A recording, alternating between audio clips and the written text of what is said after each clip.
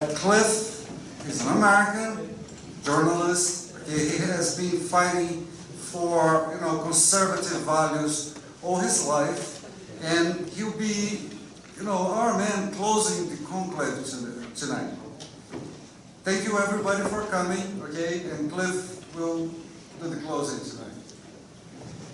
Thank you, Cliff. Thank you, Dalmo. It's great to be with you. I'm here to share some information I need you to share with me. Consider me your point man in Washington, D.C. We need to get this information out to more and more people. I never knew I had so many friends in Brazil until we did the interview with Olavo on our Roku TV station. Roku is our new vehicle for getting alternative news and information out to more and more people. We've had the show going for about 2 years and is in over 70 countries. All of our TV shows are posted on our YouTube channel, so please remember that. Our information's in the back. All of it is for free. Take our books, take our literature. Please sign up so we can stay in touch with you. The conclusions I've reached so far, even though my Spanish isn't very good and my Portuguese is even worse, is that you've got Marxists running the show in Venezuela and Brazil. Well, I got news for you. We've got a Marxist running the show in Washington, D.C.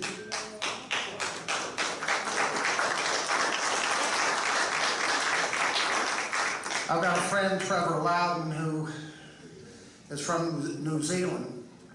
And he comes over to the United States for about 6 months a year, telling audiences about the Marxist threat in the United States.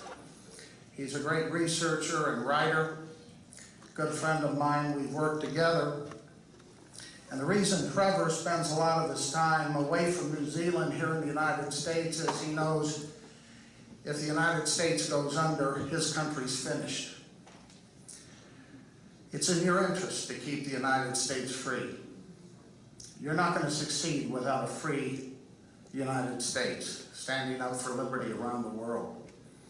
You think you've got problems with democracy abroad, with these Marxists using democratic methods to destroy democracy? We've got the same problem here. And it's very serious. We have our own problems with our democratic process. We've got a president, Barack Obama, who could not pass a basic background check for a low-level federal job. We've got a loophole in our system where our founders thought that we would have a major media that would perform the function of an adversary press and check on the qualifications and backgrounds of our candidates for office. They didn't do so with Barack Obama. Our group did so. We developed our own information back in 2008. We not only had documented his connections to communists in Hawaii and Chicago, but we managed to get out of the FBI a 600-page file on Barack Obama's teenage mentor in Hawaii, a Communist Party operative suspected of espionage by the name of Frank Marshall Davis. We released this information before he was elected to his first term, and the media weren't interested, even the, quote, conservative media. I couldn't pay for advertising on the Drudge Report, supposedly a conservative website, to get this information out to the American people. But we persist. We keep going. Because increasingly, people after 6 years of this, similar but not quite so strong as what's been happening in Brazil, people are saying something's wrong here. Something's fishy. There's too much corruption. And it's not just the President of the United States. I speak to you about 1 month away from a Supreme Court case in the United States where 5 justices could decide to impose gay marriage on all 50 states in the United States, even though we've had 34 states vote for traditional values and vote for traditional marriage. This is the degree of Marxist infiltration of our whole society here. And Obama is just the culmination of that. But it has been happening across the board. I've heard, even though I guess, as I say, my Spanish isn't too good, I kept hearing references here to the Sao Paulo Forum. And I know I've talked to Olavo about that, and we've written about it ourselves. Let me tell you, the Sao Paulo Forum has captured our White House. The Sao Paulo Forum is in charge of the United States. Let me tell you a story. On March 1st, 2008, there was a Colombian military raid in nearby Ecuador that captured a number of FARC terrorists and killed one of the top terrorist leaders, Raul Reyes.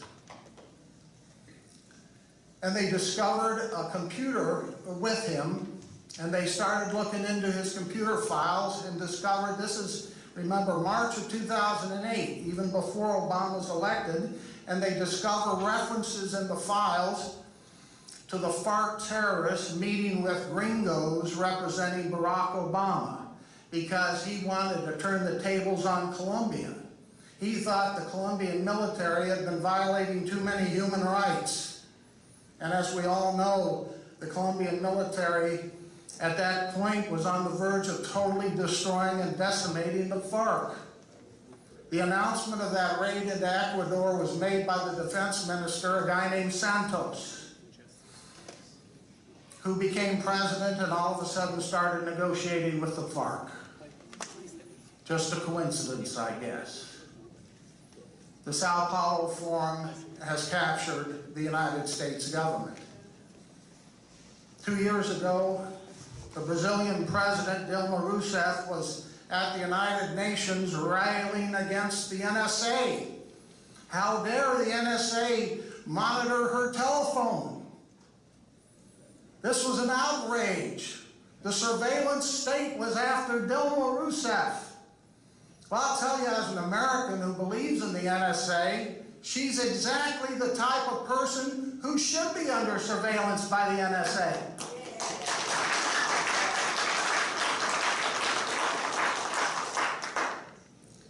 In fact, when we were covering this issue at the time,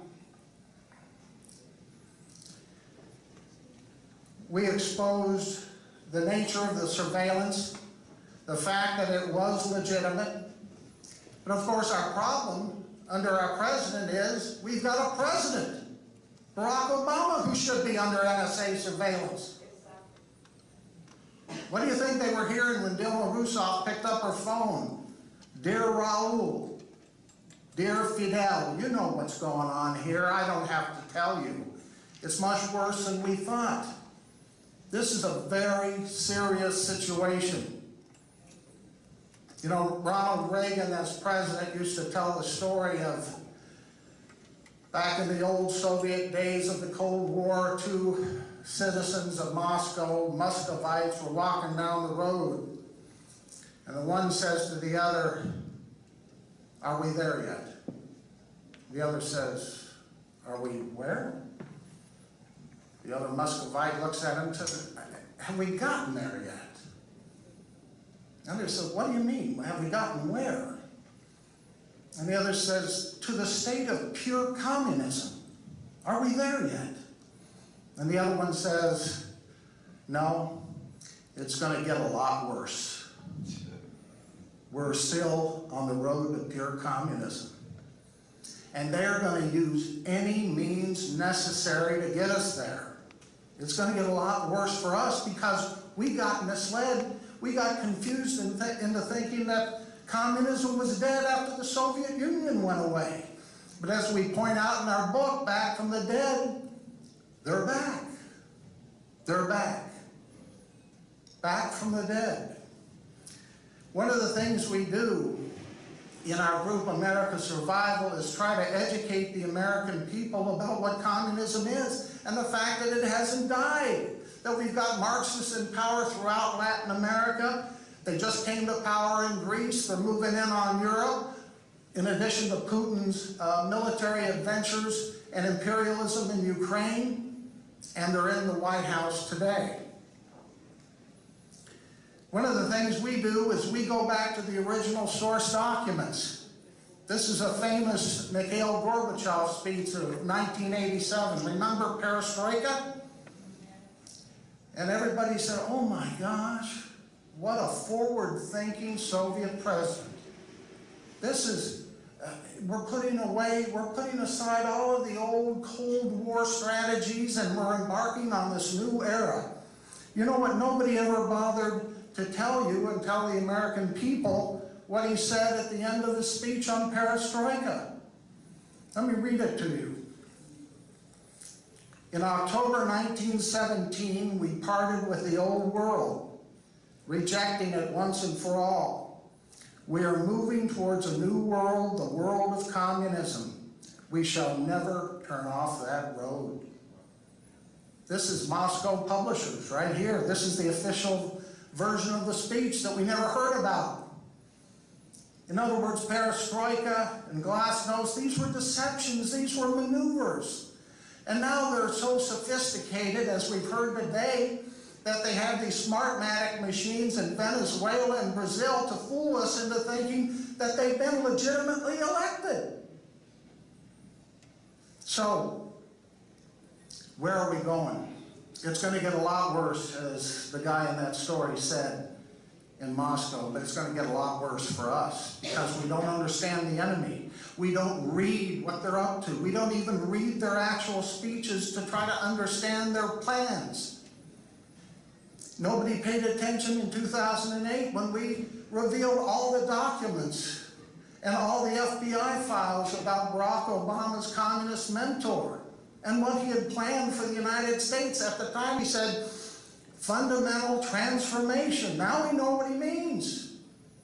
He's a true Marxist, and we're on the road of Marxist dialectics to this new world, the world of communism, as Gorbachev put it, right in front of our eyes. Right in front of our eyes. Will we take a look? Will we understand, or will we be deceived? And here in the United States, as I say, we're getting ready for the Supreme Court to make a ruling on a gay marriage case. One man marrying another man, enshrined into the law by fiat of the Supreme Court of the United States on all 50 states, totally undercutting the votes of 34 states, people in 34 states wanting to preserve traditional marriage. This is the road we're on. And you think you've got it bad in Venezuela and Brazil. Now certainly, you do have it worse. We know about the violence, we know about the terrorism, we know about the protest leaders being imprisoned in places like Venezuela. We're here to help you, we're here to speak for you, to get your information out to more and more people. Let me just close by saying the most troubling aspect of what we face today, in my view, is that the Sao Paulo Forum has not only captured the White House, it's captured the Vatican. This is the troubling aspect of what happens right in front of our eyes.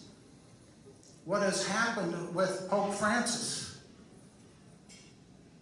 And in order to understand the forces that have impinged upon him, that have molded him, let's go back to the original source material. This is what we do with our students, trying to educate them. Go back and read the Communist Manifesto to understand their plan. And it's not just economic. In the Communist Manifesto, they say directly, Karl Marx did, Frederick Engels, abolition of the family. That's the ultimate target. The nation state, religion, and the family. That's why this gay marriage fight is so important here in the United States for us. Because this is really the ultimate culmination of the Marxist plan. Destroying the state, our traditional form of government, our religious values, and finally, the family unit itself. The family unit itself, which is the ultimate bulwark against these socialist schemes. So in conclusion, ladies and gentlemen, pray for the Pope. Let's hope and pray. Get involved locally in your churches. What is your local priest or minister saying? Is he talking about the real issues? Rebuild your church from the bottom up. Thank you.